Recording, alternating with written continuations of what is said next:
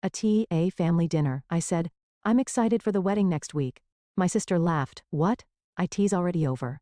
My Mill showed me her phone. There was a picture of the wedding. My sister smirked. Oops, I gave you the wrong date, lol. I walked away in silence. But they were the ones who regretted IT. In a quiet residential neighborhood in the Boston suburbs, soft sunlight filtered through the swaying trees, illuminating the living room of Elizabeth Morrison's house. Elizabeth, known as Liz, sat in a chair by the window, gazing at the colorful flowers blooming in her garden. Her shoulder-length hair, though having lost some of its former fullness, was steadily returning to its original state. Liz held her coffee cup with both hands, feeling its warmth as she took a deep breath. The sensation of living a second life filled her heart each day. Her smartphone's ringtone broke the silence. Her mother's name appeared on the screen. Liz, how are you? Are you ready for dinner tonight? Martha's voice had a hint of tension beneath its usual warmth. Liz smiled and replied, yes, I'm ready. 6, right? Dad said he'll bring wine, and Ashley and Jason are coming too. I've invited Jason's parents as well. Martha's voice rose slightly. Thomas and Carol are very proper people, so don't worry, Liz said reassuringly. Jason's parents are very warm people. Thomas in particular has shown interest in my work, and Carol is always concerned about my health. After ending the call, Liz moved to her home office. Her computer screen displayed a folder labeled, Gift for the Hamiltons. She checked information about a real estate property and bank transfer preparations, then smiled with satisfaction. At that moment, a memory from 2 years ago came vividly to mind. White hospital room walls, the rhythmic dripping sound of an fourth. Liz lay in bed, pale, her hair fallen out. Martha and George sat worriedly in the corner, while Ashley stood in the doorway, clearly uncomfortable. Get well soon, Ashley said, but her eyes kept darting to the clock on the wall. But I have to go now. I have a date with Mike. Ashley, Martha scolded. This is a difficult time for Liz. Ashley shrugged. I have my own life too. I wish you'd stop making Liz's illness the topic of every conversation. Liz shook her head to dispel the memory. Ashley has grown too, she whispered to herself. She has a right to be happy. Another memory emerged. Dr. Grayson sitting across from Liz. Elizabeth, congratulations. Your test results are good. I can say you're in remission. Tears welled up in Liz's eyes. However, complete recovery will still take time. Your strength will return gradually. And most importantly, spend time with your loved ones. This is a good opportunity to consider what truly matters in life.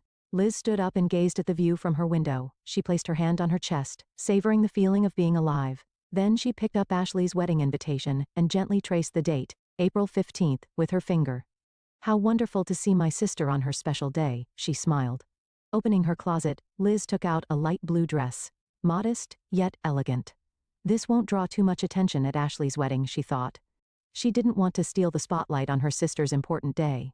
Liz's phone rang. It was Jason. Hey Liz, looking forward to dinner tonight. By the way, I really like that property in Brookline you told me about. I'm keeping it a secret from Ashley for now. Liz smiled. I'm glad you liked it. That property is perfect for you too. Leave the further proceedings to me. Let's avoid talking about real estate at dinner tonight so we don't spoil the surprise. Jason expressed his gratitude and hung up. Sunday evening in the spacious dining room of the Morrison home. The table was adorned with flowers and fine china, with crystal glasses filled with deep red wine. Liz, her parents Martha and George, Ashley and Jason's parents Thomas and Carol Hamilton were seated. Martha proudly announced as she carried in a silver tray with roast beef. Today's roast beef is one of Liz's favorite recipes. When she was sick, she said, "When I get better, I want to eat Mom's roast beef." Thomas Hamilton smiled warmly at Liz. Elizabeth, your recovery is truly miraculous. It's a great joy for our family too. Jason always talks about your courage. Liz responded politely, though a bit embarrassed. Thank you, Thomas. I learned a lot from this experience, especially how precious time with family is. Ashley shifted uncomfortably in her seat. Adorned with flashy jewelry, she raised her voice as if trying to become the center of attention. Hey everyone, don't you want to hear about our honeymoon plans? We've decided to go to Bali. As dinner progressed and conversation flowed, Liz said with a warm smile, I'm really looking forward to next week's wedding. My health has improved, and I'm so happy to see my sister on her special day. Suddenly the table fell silent. Ashley put down her fork and looked puzzled. The wedding? That's already over. She gave a small laugh. What? Liz said, confused. But the invitation said April 15th, didn't it? She took out her smartphone from her handbag and opened an image of the saved invitation. Oh, that's the old invitation. Ashley shrugged. We changed it to last weekend at the last minute. I wanted a small ceremony. Liz felt the blood drain from her face. But aren't I family? Suddenly, Jason's mother Carol spoke up. It was a lovely ceremony. She took out her smartphone. Look, I have pictures. Carol, unaware of the situation, was about to show the photos, but a momentary panic flashed across Ashley's face. Liz slowly peered at Carol's phone screen. There were indeed wedding photos, a typical American-style wedding, a garden ceremony, white tent, altar decorated with flowers. Ashley in her white dress, smiling parents, all of Jason's family, a group photo with friends. But Liz was nowhere to be found. Liz watched Carol's hand as she swiped through the photos. Not a single image included her. Ashley, what's going on? Liz's voice trembled. Why was I the only one who didn't know? Not even an invitation. Ashley grinned and said lightly, I guess I gave you the wrong date. Sorry. She picked up her wineglass and took a sip. I've been so busy lately. Jason looked uncomfortable and apologetic as he glanced at his sister-in-law. Liz, I thought invitations were sent. I'm really sorry. Martha looked at Ashley. Why would you do something like this? Ashley responded with slight irritation. It's not a big deal, is it? Liz was sick and had no energy. Can you imagine everyone fussing over her during the ceremony? It was my day. Liz felt the blood drain from her face. Her parents were looking at Ashley with confused expressions. Across the table, Thomas and Carol also appeared shocked. Liz slowly stood up and simply said, I see, before leaving the dining room without another word. Through the door she could hear Ashley saying, Aren't you being a bit too sensitive? It's a wedding, the best day of my life. Everything needed to be perfect. As Liz headed for the front door, she also heard Thomas's low, stern voice. Ashley, I value family above all else. This kind of behavior. Liz went outside, got into her car, and took a deep breath, fighting back tears. She took out her cell phone and opened her banking app. She displayed a $100,000 transfer reservation saved under Ashley and Jason new home gift and pressed the cancel button. A confirmation screen appeared. Liz hesitated momentarily but pressed the confirm button. The screen displayed the message, Transfer has been cancelled. She started the car engine. The next morning, Liz sat in front of her computer with a calm but determined expression. She opened an email draft and typed the subject line, regarding the Brookline property. To Joseph, I've decided to cancel the property reservation for the Hamilton couple. Due to family circumstances, there has been a change in my support plans. I apologize, but please offer it to other clients. After pressing the send a button, Liz picked up her cell phone and made a call. Helen. It's Liz. I have a message for the real estate agent network in the Boston area. About the Hamilton couple, specifically Ashley and Jason. Liz continued while writing in her notepad, Yes, exactly. If they're looking for properties, I'd like them to be handled as currently in process or sold. Duration, 3 months. She thought for a moment and added, No, this is a personal matter. Until they find some other means. After hanging up, Liz gazed out the window. She wasn't feeling satisfied but rather sad. This hurts more than when I was sick, she whispered. That afternoon, Liz's phone rang. Jason's name appeared on the screen. Liz hesitated for a moment but answered. Liz, I'm truly sorry about yesterday. Jason's voice was sincere. I had no idea. About the change in wedding plans, about you not being invited? Liz replied calmly. Jason, it's not your fault. But there's something I can't understand. How someone could deliberately exclude her own sister from her wedding. Especially a sister who has just returned from the brink of death? After a silence, Jason said in a small voice. I don't understand either. I talked to Ashley, but she says Liz's presence would dampen the mood of the wedding. That everyone would sympathize with Liz and ruin her special day. I see. Liz's voice was cold. I can understand her point. Jason quickly added, But I don't think that way. My family is upset too. Especially my father. He values family bonds above all, and knowing what you've been through. Liz tried to end the conversation. Jason, you're a good person. But I need more time right now. I understand. I just wanted to tell you, that property we were looking at in Brookline, we're planning to see it tomorrow. I want to show it to Ashley. Liz exhaled softly. I see, good luck. The next day Liz's phone rang. She took a deep breath before answering. Liz? What's going on? Ashley's voice was filled with anger. All the houses we were looking at have suddenly been marked as under contract. Properties that were on the market just last week, suddenly, all of them. And real estate agents all have strange reactions when they hear my name. Liz responded coolly. The real estate market is changeable. Spring especially is an active time for properties.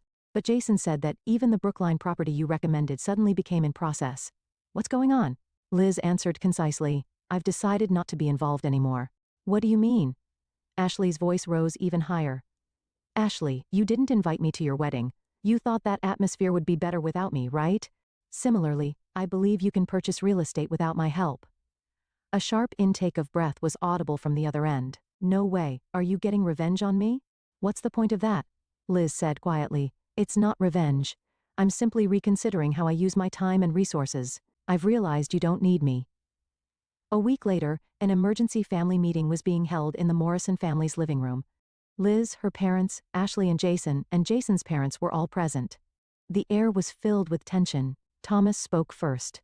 Though suppressing his anger, he began with a dignified voice. Ashley, as a judge for many years, I've seen many family disputes, and I value my own family above all else. Your deliberate exclusion of your sister from the wedding goes against our family values. Jason is deeply hurt too. Ashley tried to argue, but Jason stopped her. Wait, Ashley, listen.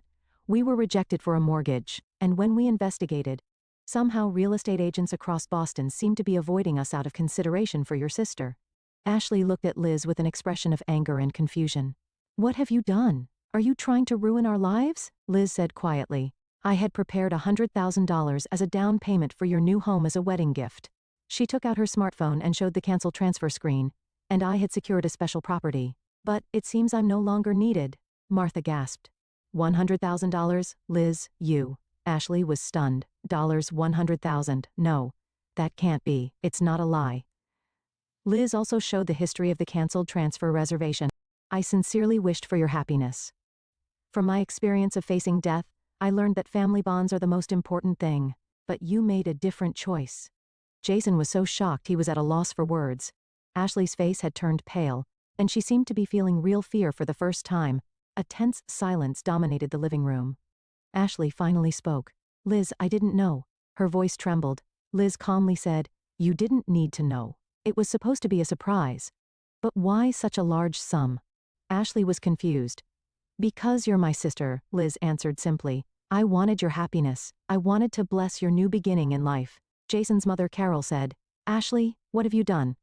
Liz has just returned from the brink of death, after being told by doctors that time spent with loved ones is precious. Thomas was also looking at Ashley with a stern expression. You don't seem to understand the gravity of your actions. Disregarding family bonds is unacceptable according to our values. Martha sat next to Ashley and said sadly, why? Liz has always cared about you. Ashley finally began to understand the seriousness of the situation and started making excuses. I just didn't want to ruin my glamorous wedding. I thought if Liz came, everyone's attention would go to her. If the sister who overcame cancer came, my special day would turn into her comeback party. Liz's father said in a cold voice. Is that your excuse? You couldn't share the joy of recovery with your sister after she faced death? Jason covered his face with both hands. We're in debt, from the wedding costs, and we can't find a new home. He looked at Liz.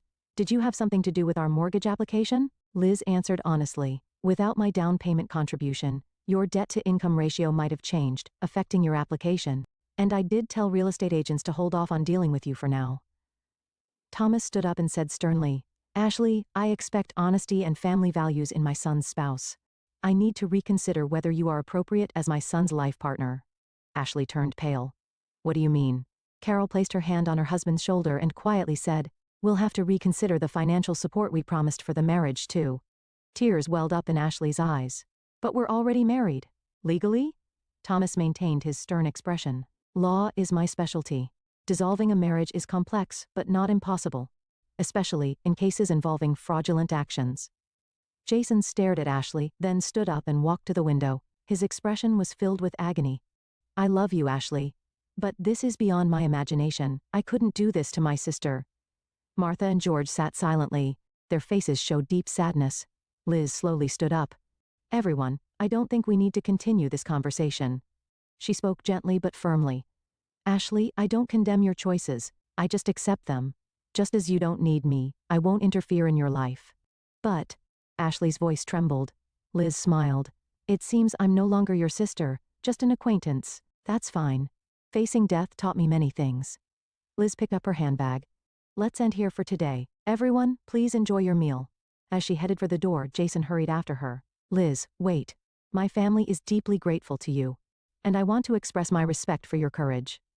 Liz thought for a moment, then said, Jason, you might need to work on your judgment of people. She smiled gently.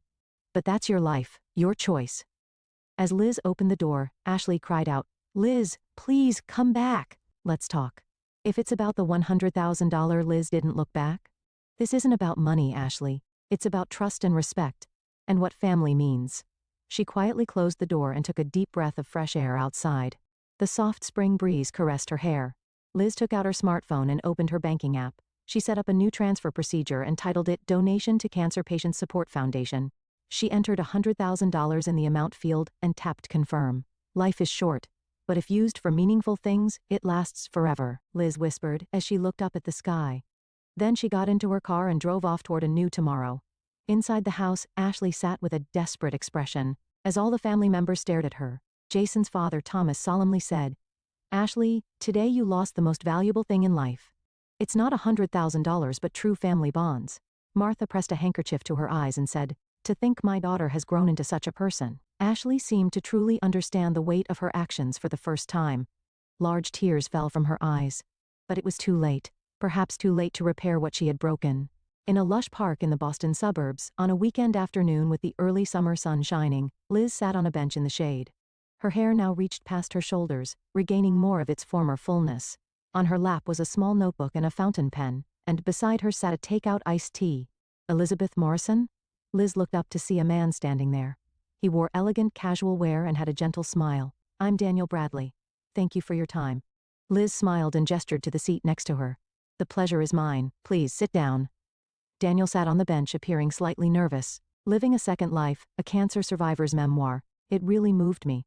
Especially the chapter about family relationships. It struck a chord. Liz nodded quietly. Her book, published 6 months ago, had become an unexpected bestseller. The candid account of her experience facing death and rebuilding relationships had resonated with many people. "I'm ready for the interview," Liz said. For the Ella Boston Healthy article, focusing on cancer survivors' daily lives and psychological aspects, right? Yes. What many readers want to know is what the transition to normal life after treatment is like.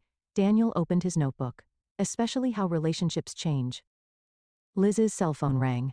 She looked at the screen and her expression darkened slightly. "Excuse me, I need to take this." Answering the phone, she asked, "Helen? What is it?" "Liz, Ashley contacted us again." Helen's voice sounded tired. "That's the 3rd time this month alone," Liz sighed. "I understand. Handle it as usual."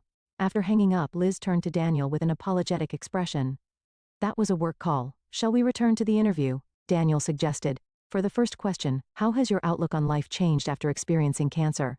Liz gazed into the distance. "I don't worry about small things anymore, and I've started living my life based on my own values, not others' expectations." At the same time, in a small apartment in downtown Boston, Ashley stood by the window, her expression mixed fatigue and regret. On the table was a pile of bills and an open laptop. The screen displayed an email with the subject, "Final Notice of Divorce Proceedings." The door opened, and Thomas entered. His expression, though stern, showed compassion. "Ashley, the discussions are over. I'm here as Jason's representative." He handed her an envelope containing documents. "This is the final proposal." Ashley took the envelope but didn't open it. "Thomas, can I still not see Liz?" Thomas shook his head. "She has stated clearly, she doesn't want to be involved anymore. But about that $100,000, that's irrelevant now." Thomas's voice was cold. "She donated that money to a cancer patient support foundation. What you took from her wasn't money, but trust." Ashley gazed out the window. Her once glamorous life had changed dramatically over the past year. The divorce from Jason, the withdrawal of financial support from the Hamilton family, and the collapse of her relationships. Her reputation in the Boston real estate industry had also plummeted. "I was truly foolish," she whispered. Thomas's expression softened slightly. "Everyone makes mistakes. The issue is how you act afterward. I read Liz's book." Ashley turned around. "Though she changed my name, anyone would know it's me. She hasn't forgiven me." "Forgiveness and rebuilding a relationship are different things," Thomas said. "She doesn't hate you. She's just keeping her distance to protect her own peace." Liz's interview was nearing its conclusion. "Last question," Daniel said. "Do you have any advice for readers whose family relationships have been damaged?" Liz chose her words carefully. "I don't think there's such a thing as a perfect family relationship. Sometimes deep wounds are inflicted. What's important is not to lose sight of your own value, and to have the courage to distance yourself when necessary." She picked up her teacup. "But at the same time, it's important not to close your heart. I lost my relationship with my sister, but I found a new chosen family. Friends and fellow survivors who share similar experiences." Daniel noted down her final words. "Thank you for this wonderful interview." As Liz was preparing to leave, her smartphone rang. It was a text message from Ashley. To Liz. I may not be able to return the $100,000, or your trust, but at least let me apologize. Before I sign the papers, please meet with me just once. Liz stared at the message for a long time. Then she began typing a reply to Ashley. I've already moved on. You should do the same. Don't worry about the $100,000, that was my choice. However, Liz paused, thinking deeply. Then she continued. Coffee would be fine. Next Tuesday, at the cafe on Newbury Street. 11 o'clock. From Liz. After pressing the send button, she looked up at the sky. It might not be complete forgiveness, but she understood better than anyone that life is short and unpredictable. Living a second life means having the courage to make new choices. Liz whispered to herself as if in self-affirmation. Then she stood up and took a new step forward. In the Boston sky, a cloudless blue stretched as far as the eye could see.